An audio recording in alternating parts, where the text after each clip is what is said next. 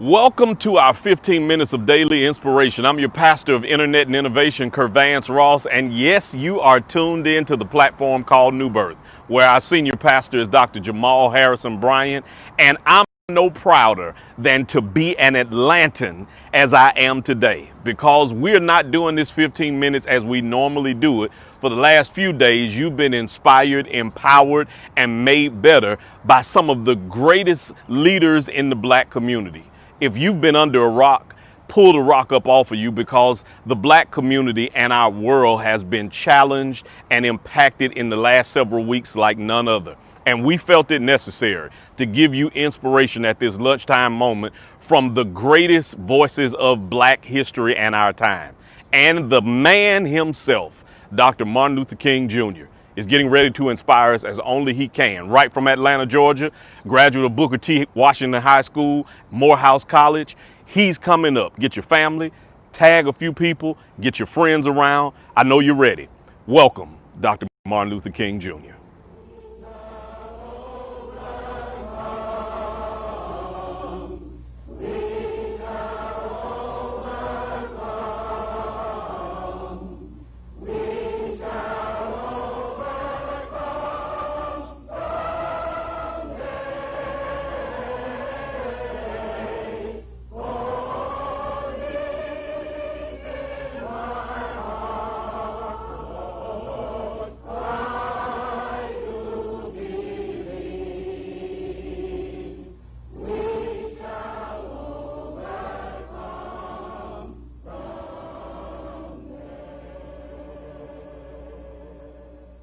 At this time, I have the honor to present to you the moral leader of our nation.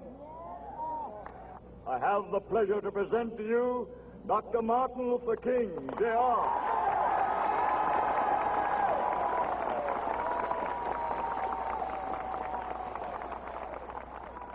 I am happy to join with you today in what will go down in history as the greatest demonstration for freedom in the history of our nation.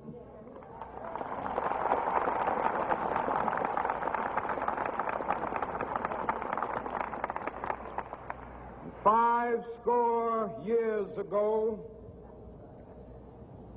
a great American in whose symbolic shadow we stand today signed the Emancipation Proclamation. This momentous decree came as a great beacon light of hope to millions of Negro slaves who had been seared in the flames of withering injustice. It came as a joyous daybreak to end the long night of their captivity.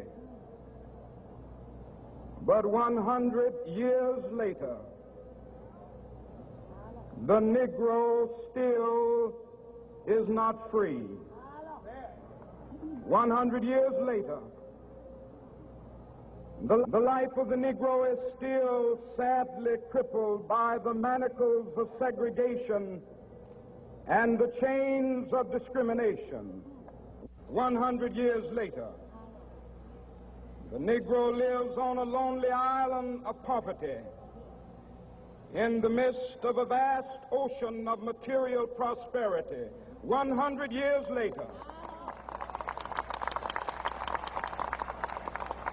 the Negro is still languished in the corners of American society and finds himself in exile in his own land. And so we've come here today to dramatize a shameful condition. In a sense, we've come to our nation's capital to cash a check. When the architects of our republic wrote the magnificent words of the Constitution and the Declaration of Independence, they were signing a promissory note to which every American was to fall heir. This note was a promise that all men, yes, black men as well as white men, to be guaranteed the unalienable rights of life, liberty, and the pursuit of happiness.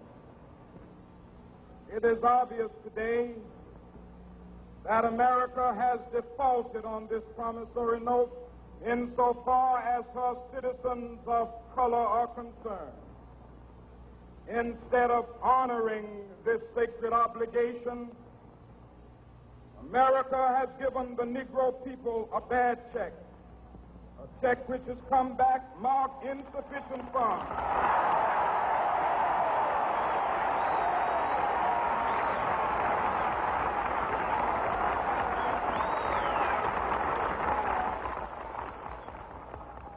But we refuse to believe that the Bank of Justice is bankrupt.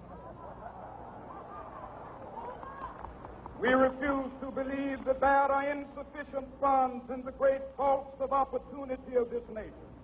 So we've come to cash this check, a check that will give us upon demand the riches of freedom and the security of justice.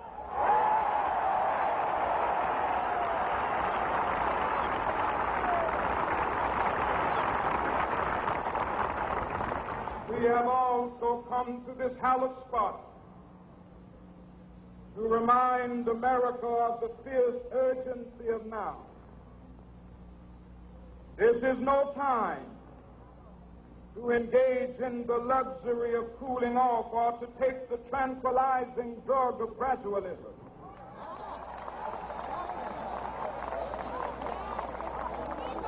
Now is the time to make real the promises of democracy.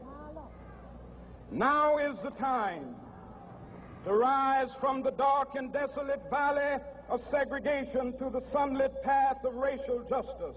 Now is the time to lift our nation from the quicksands of racial injustice to the solid rock of brotherhood. Now is the time to make justice a reality for all of God's children.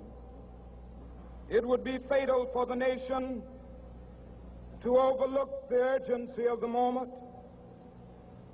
This sweltering summit of the Negro's legitimate discontent will not pass until that is an invigorating autumn of freedom and equality. 1963 is not an end, but a beginning.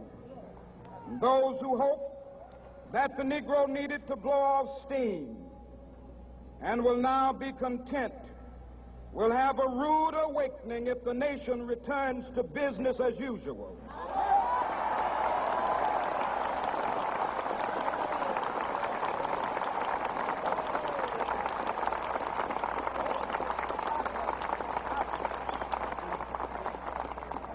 There will be neither rest nor tranquility in America until the Negro is granted his citizenship rights.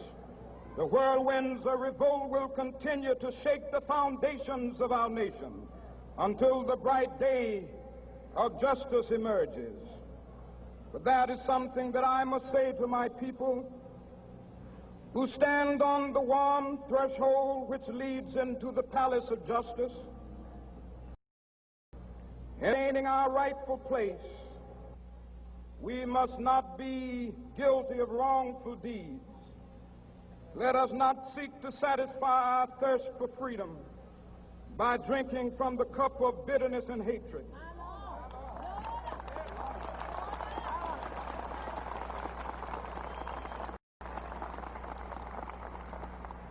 We must forever conduct our struggle on the high plane of dignity and discipline. We must not allow our creative protests to degenerate into physical violence. Again and again, we must rise to the majestic heights of meeting physical force with soul force. The marvelous new militancy which has engulfed the Negro community must not lead us to a distrust of all white people. For many of our white brothers, as evidenced by their presence here today, have come to realize that their destiny is tied up with our destiny.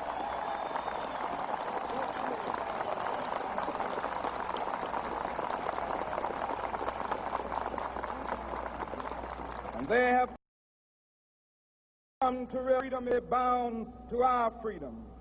We cannot walk alone.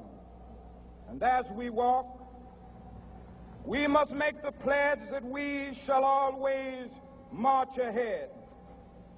We cannot turn back. There are those who are asking the devotees of civil rights, when will you be satisfied? We can never be satisfied as long as the Negro is the victim of the unspeakable horrors of police brutality. We can never be satisfied as long as our body is heavy with the fatigue of travel, cannot gain lodging in the motels of the highways and the hotels of the cities.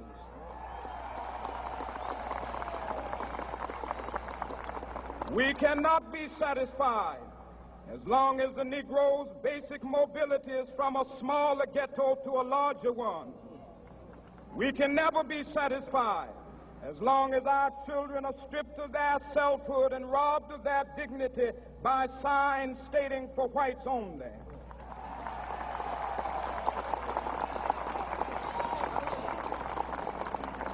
We cannot be satisfied as long as a Negro in Mississippi cannot vote and a Negro in New York believes he has nothing for which to vote.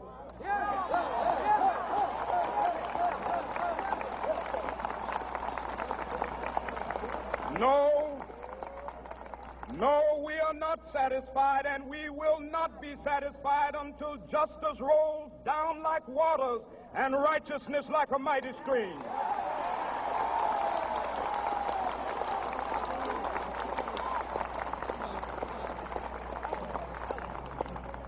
I am not unmindful that some of you have come here out of great trials and tribulations. Some of you have come fresh from narrow jail cells.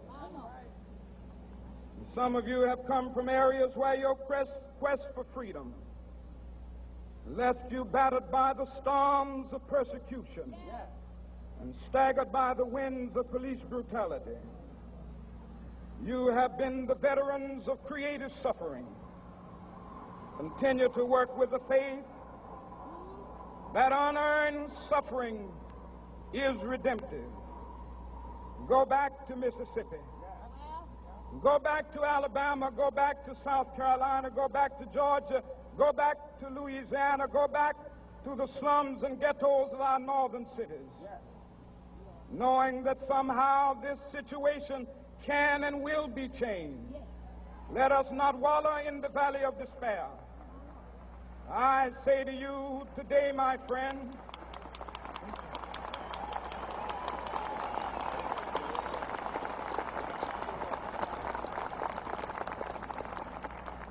so even though we face the difficulties of today and tomorrow, I still have a dream. It is a dream deeply rooted in the American dream. I have a dream that one day this nation will rise up and live out the true meaning of its creed. We hold these truths to be self-evident, that all men are created equal.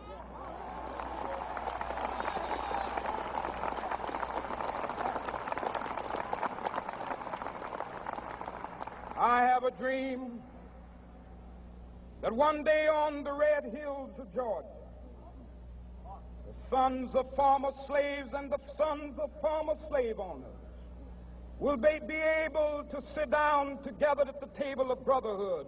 I have a dream that one day,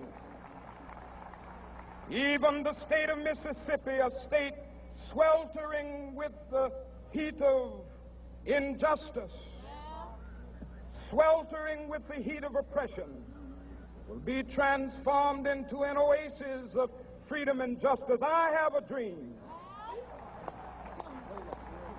that my 4 little children will one day live in a nation where they will not be judged by the color of their skin, but by the content of their character. I have a dream today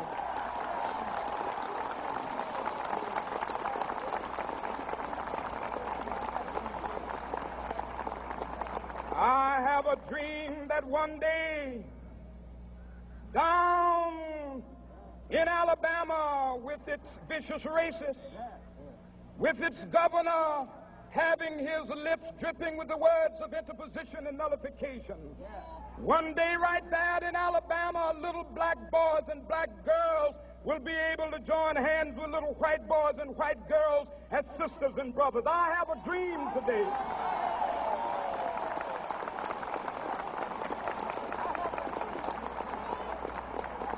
I have a dream that one day every valley shall be exalted, and every hill and mountain shall be made low, the rough places will be made plain, and the crooked places will be made straight, and the glory of the Lord shall be revealed, and all flesh shall see it together. This is our hope. This is a faith that I go back to the South with. With this faith, we will be able to hew out of the mountain of despair a stone of hope. With this faith, we will be able to transform the jangling discords of our nation into a beautiful symphony of brotherhood. With this faith, we will be able to work together, to pray together, to struggle together, to go to jail together, to stand up for freedom together, knowing that we will be free one day. This will be the day. This will be the day when all of God's children will be able to sing with new meaning, "My country, tears of thee. Sweet land of liberty, of thee I sing. Land where my fathers died, land of the pilgrim's pride. From every mountainside, let freedom ring. And if America is to be a great nation, this must become true. And so let freedom ring. From the prodigious hilltops of New Hampshire, let freedom ring. From the mighty mountains of New York, let freedom ring. From the heightening Alleghenies of Pennsylvania, let freedom ring. From the snow-capped Rockies of Colorado, let freedom ring. From the curvaceous slopes of California. But not only that, let freedom ring from Stone Mountain of Georgia. Let freedom ring from Lookout Mountain of Tennessee. Let freedom ring from every hill and molehill of Mississippi, from every mountainside. Let freedom ring. And when this happens, and when we allow freedom ring, when we let it ring from every village and every hamlet, from every state and every city, we will be able to speed up that day when all of God's children, black men and white men, Jews and Gentiles, Protestants and Catholics, will be able to join hands and sing in the words of the old Negro spiritual, "Free at last, free at last. Thank God Almighty, we are free at last."